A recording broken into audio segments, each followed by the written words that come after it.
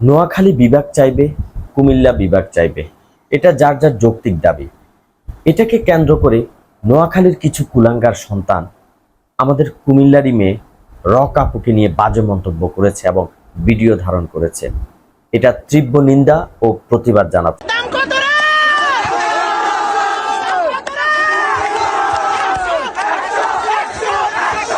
এসব ছেলেরা আপনাদের নোয়াখালীর নামটাকে নষ্ট করছে এবং এসব ছেলেরা তাদের জন্মের ঠিক আছে কিনা এটা নিয়ে সন্দেহ আছে। শুধু একটা মেয়েকে তারা ছোট করেনি, পুরো দেশের সকল মেয়েকে তারা ছোট করেছে এভাবে উপস্থাপন করে।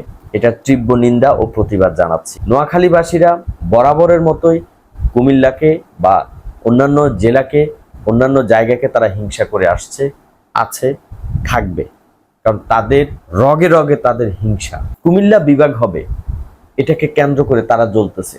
তারা এই মুহূর্তে বিভাগ চাইতে হবে কেন?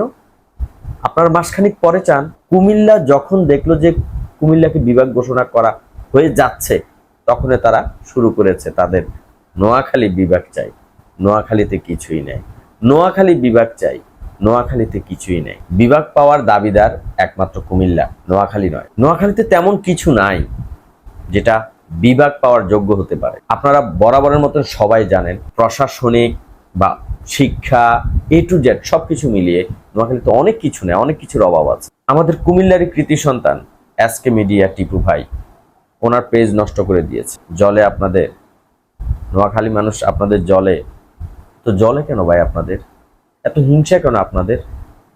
আপনারা নিজেরাই তো ঠিক নাই, আপনারা ঘরে ঘরেই তো ঠিক নেই। আপনারা দিন শেষে আপনারা নোয়াখালী মানুষ এতটা হিংস্র, আপনারা আবার আমাদের কুমিল্লাকে নিয়ে বাজে মন্তব্য করেন।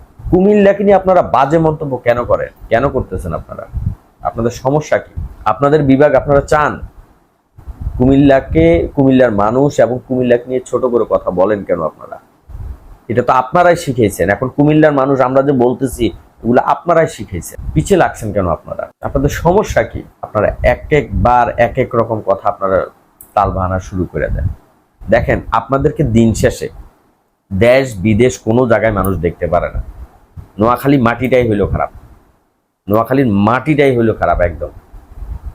আপনারা একটা মেয়েকে এভাবে ছোট করতে পারলেন। যে কথাটা আপনারা বলেছেন না, সেটার হয়তোবা যারা এই ভিডিওটা ধারণ করেছেন, ভিডিওর মধ্যে কথাগুলো বলেছেন, হয় এরকম কিছুর আপনারা দালাল ছিলেন, নয়তো আপনারা এটা উচ্চারণ করতে পারতেন না, নয়তো আপনারা ওইসব জায়গায় যান, আপনাদের সে অভ্যাস আছে, তাই আপনারা এভাবে একটা মেয়েকে বাজেভাবে উপস্থাপন করতে পারছেন।